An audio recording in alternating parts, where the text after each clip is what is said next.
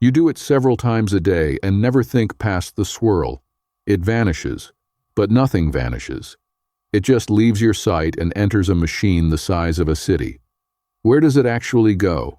You'd be forgiven for thinking it goes to a treatment plant and gets cleaned. The end. That's not wrong. But that one sentence hides a 160-year-old invention, a buried city of pipe, and a tank full of living things doing the actual work. Let's follow it down. First, it falls. Sewers are mostly just gravity pipe tilted a fraction of a degree, letting everything run downhill. Beneath a single country run hundreds of thousands of miles of public sewer, but a city isn't all downhill. So every so often, a lift station pumps the flow back up and lets it start falling again. Why does any of this exist? Because of a smell.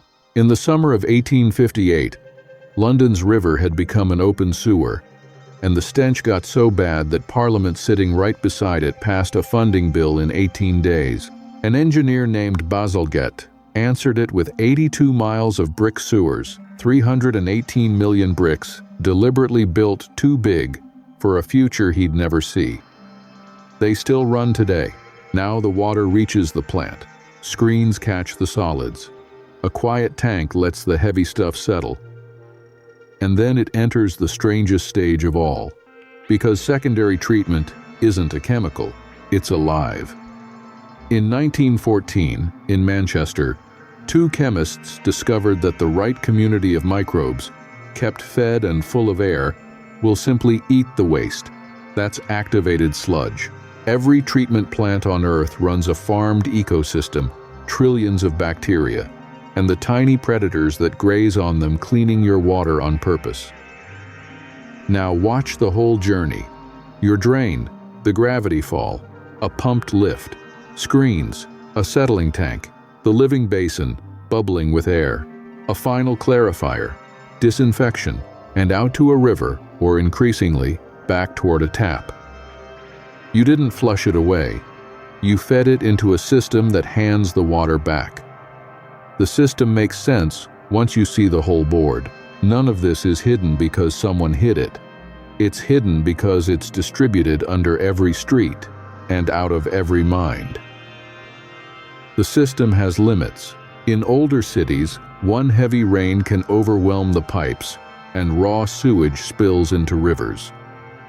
The last national estimate from 2004 put it near 850 billion gallons a year. Nobody has a reliable current number. And we fight the system too. In 2017, London pulled a single congealed mass of fat and wet wipes from its sewers, 130 tons, a quarter of a kilometer long. All of this runs on power roughly 2% of a country's entire energy and up to 40% of a town's, which is why researchers keep pointing out something strange. The wastewater itself holds more energy than we spend cleaning it. Tonight, you'll flush again. This time you'll see it, the fall, the pumped lift, the living tank, and the water on its way back. The flush was never an ending. It's a round trip. Every system we trace, it turns out, connects to the tap you started with. If this changed what happens after the swirl, we're mapping more systems like it all season.